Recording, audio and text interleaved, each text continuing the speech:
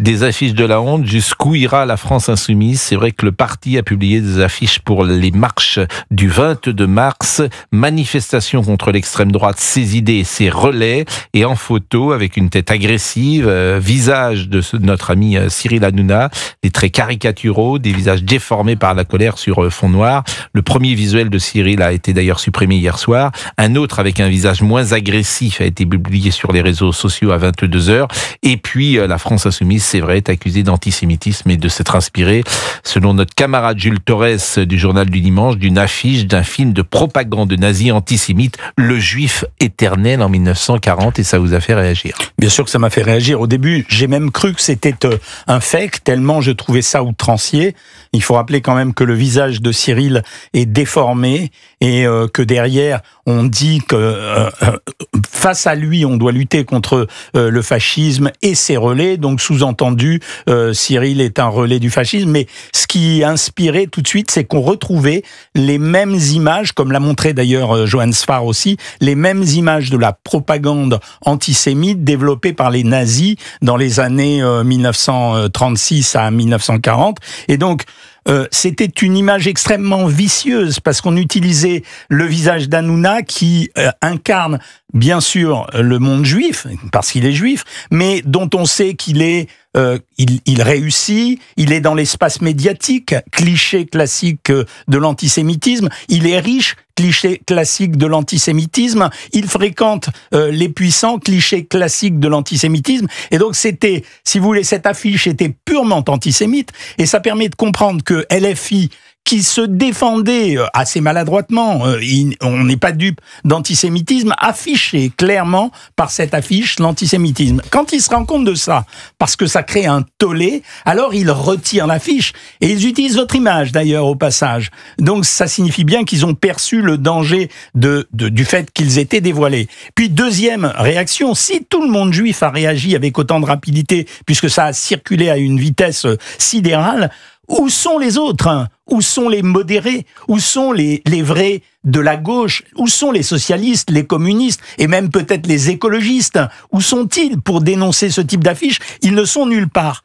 Quant à Cyril, bon, j'espère bien entendu qu'il va porter plainte, mais l'utiliser était non seulement caricatural, mais outrancier, puisque on connaît Cyril Hanouna. Il a été très pro-Macron à un moment donné, il invitait Garrido, il avait Mélenchon, il avait tout le monde sur son plateau. Donc, si vous voulez, on utilisait vraiment l'image du juif pour véhiculer cette image que LFI répète régulièrement. Le juif est un fasciste, comme ils l'ont fait pour le 7 octobre, en inversant l'agression et l'agresseur. Donc l'agresseur, c'est Israël, qui venait de se faire tuer 1000 de ses citoyens. Mais non, les juifs étaient des nazis, les juifs étaient fascistes, etc.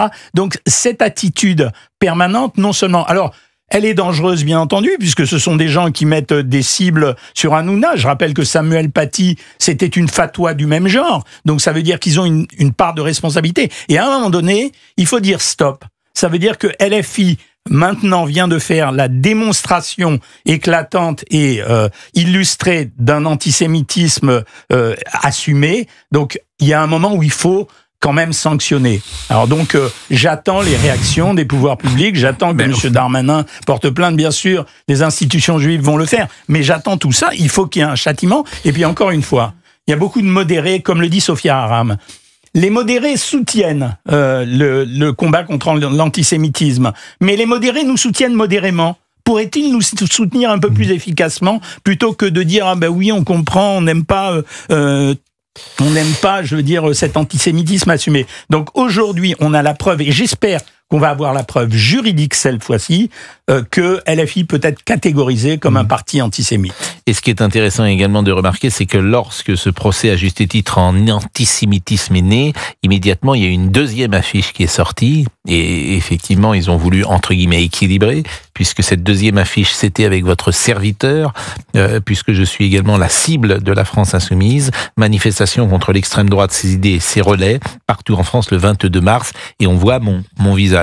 Je remercie évidemment les gens de LFI de me cibler de la sorte. Je crois que Gérald Darmanin faisait un parallèle ce matin avec Samuel Paty. C'est parce qu'il a été ciblé comme cela que certains peuvent après être en très grande difficulté.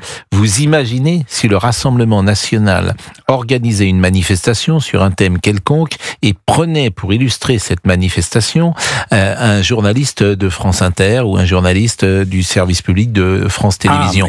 Vous imaginez les réactions que ça créerait dans l'espace médiatique. C'est-à-dire que certains parleraient du retour, évidemment, de la bête immonde, tout le langage qu'on entend qui, parfois, est déversé sur la droite française. Là, pas un mot. Moi, je suis la cible. J'attends des responsables politiques, à droite comme à gauche, qu'ils disent... Évidemment, on ne prend pas un journaliste pour illustrer une manifestation, puisque la France Insoumise me taxe d'être extrême droite et de relayer ses idées et d'en être un relais privilégié. Évidemment que c'est quand même très très compliqué. Écoutez, il y a une deuxième attaque. Est-ce qu'il faut porter plainte ou pas? Et vous voyez le piège, c'est que moi je me suis posé la question, est-ce que je dois porter plainte? Mais si je porte plainte, qu'est-ce qui va se passer? Il va y avoir un moment une audience quelque part. Ils vont venir à 100 ou 250. Ils vont créer une menace. Ça va, en fait, la menace à la limite, elle m'est égale, mais ils vont en faire un événement. Et donc, vous allez les servir d'une certaine manière, puisque vous allez créer la possibilité pour eux d'une manifestation et d'un événement. Donc, je ne sais pas ce que je dois faire. Alors, je voudrais souligner une deuxième chose. Ils s'autorisent, eux, tout ce qu'ils n'autorisent pas aux autres. Oui. Quand ils disent « essai relais », ils ont quand même poursuivi de leur vindicte à un moment donné, quand ils n'étaient pas contents de l'orientation de Cyril Hanouna sur C8, ils l'ont poursuivi. Aujourd'hui, leur cible, c'est Monsieur Bolloré, comme si Monsieur Bolloré appelait tous les matins Pascal Praud et tous les animateurs pour leur dire alors vous allez dire ça. Le groupe Canal par CNews et Europe 1, c'est-à-dire qu'en fait leur désir c'est museler tout ce qui ne sera pas conforme à leur pensée dogmatique. C'est la gauche depuis... Et quant à M. Mélenchon, il porte une responsabilité très forte, puisque parmi les gens qu'il a choisis pour être député, il s'est bien gardé de prendre les pointures qu'il a rapidement écartées pour essayer d'utiliser des soldats à sa solde qui tweetent et qui retweetent à volonté exactement ce qu'il a envie de dire. Mais clairement, je suis outragé, mais en même temps, c'est une belle démonstration. Reda Bellage, c'est une antienne dans la France Insoumise. D'ailleurs, c'est intéressant, je ne sais pas si vous les rencontrez personnellement de temps en temps, mais ça doit être terrible parce que de temps en temps, vous assurez sans doute aussi leur sécurité. Oui, très souvent. On avait d'ailleurs pour mission pendant pas mal de temps la sécurisation de la permanence de M. Boyard, qui est assurée par les compagnies de sécurisation d'intervention du Val-de-Marne et les BAC départementales du Val-de-Marne. Donc on mobilisait à minima au moins 2 véhicules pour sécuriser les logements ou alors les permanences de ces personnes-là. Parce que nous, on sommes des policiers républicains. Voilà. Parce que nous, quand on nous demande quelque chose, on le fait parce qu'on représente le peuple et on vit dans un état de droit et pour nous, chaque personne qui réside en France a les mêmes droits. Et puis un député, oui, on doit le respecter.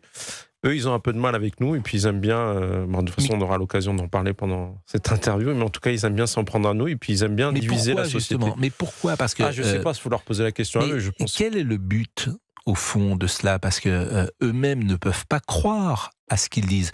Qu'il y ait, par exemple, on va prendre le cas de Nahel Merzouk, que le policier doive répondre de son geste, tout le monde est d'accord. Qu'il y ait, pourquoi pas, un procès pour homicide involontaire, tout le monde peut comprendre cela, qu'il y ait une possibilité de savoir précisément ce qui s'est passé. À partir du moment où la qualification meurtre arrive ou est en place, c'est déjà un peu différent. Mais bien sûr qu'il peut y avoir des erreurs. Il n'y a pas une volonté de tuer chez Florian M. Je ne l'imagine pas. C'est lui qui joue sa vie, qui course ce jeune homme qui est dans une voiture volée, il y a 2 refus d'obtempérer déjà, il brûle un feu, etc. Il met tout le monde en danger. Mais bien sûr qu'il peut avoir des erreurs d'un policier par définition, et ils doivent en répondre. Il peut aussi faire son travail. Vous savez, moi j'ai pris une vie sur un refus d'obtempérer, j'ai voulu contrôler le véhicule, l'individu a perdu le contrôle, il est mort. J'ai juste voulu faire mon travail en fait. Et pour eux, je suis dans le même panier, d'après ces propos que je viens d'entendre, je suis dans le même panier, c'est-à-dire que pour eux, c'est des violences policières. Non, c'est des gens, en fait, ces jeunes qui roulent sans permis, ou qui sont volants de voitures volées, ou qui transportent des stupes, s'ils renversent vos enfants, ils ne s'arrêteront pas. en fait. Et nous, notre travail, c'est de les arrêter. Et c'est pour ça qu'il y a des lois, et c'est pour ça qu'il y a des règles qui existent en France, et on est là pour les faire respecter. Ce qui les ennuie, je pense, eux, c'est qu'on les fasse respecter, et que nous aussi, on aille dans cette fameuse cité où il y a eu ce député qui est venu, qui s'est plaint, qui s'y fait... excusez-moi, vous faites un contrôle de police, vous mettez en place un périmètre, moi, personne ne rentre dans mon contrôle. Il peut être député, il peut être ce qu'il veut, il peut être ministre, il ne rentre pas dans mon contrôle. Je suis chef de bord, chef du dispo, je dois contrôler l'individu, personne ne doit s'approcher. Voilà. L'affaire, si vous vous souvenez de l'affaire Théo, elle part de quoi? Elle part de ça, en fait. Les collègues sont en train de contrôler une dizaine d'individus, et à un moment, ça se passe mal avec un individu, bien évidemment. Et monsieur Théo, il vient, il s'interpose. Voilà. Et si le député ne s'interpose pas, il n'y a pas de problème déjà. Mais je suis d'accord. Il n'aura pas de souci. Et il peut être blanc, il peut être noir, il peut être beurre, il peut être chinois. On n'en a rien à faire, en fait. Ça, en fait, je pense qu'eux, ils utilisent, j'aime pas trop faire de politique, mais ils veulent juste utiliser l'électorat d'une certaine culture, l'électorat d'une certaine religion, l'électorat de personnes qui habitent dans les quartiers. Mais les gens qui habitent à Karl Marx, là où il y a du trafic de stupes, ils sont contents de voir les policiers. Bien sûr. Et on a le droit, nous, de contrôler. Et ces gens, ils ont le droit d'avoir une sécurité. Et alors que ça plaise ou non à ce député, on continuera à aller sur ces territoires-là, parce que pour nous, il ne doit pas y avoir de zone de non-droit, justement.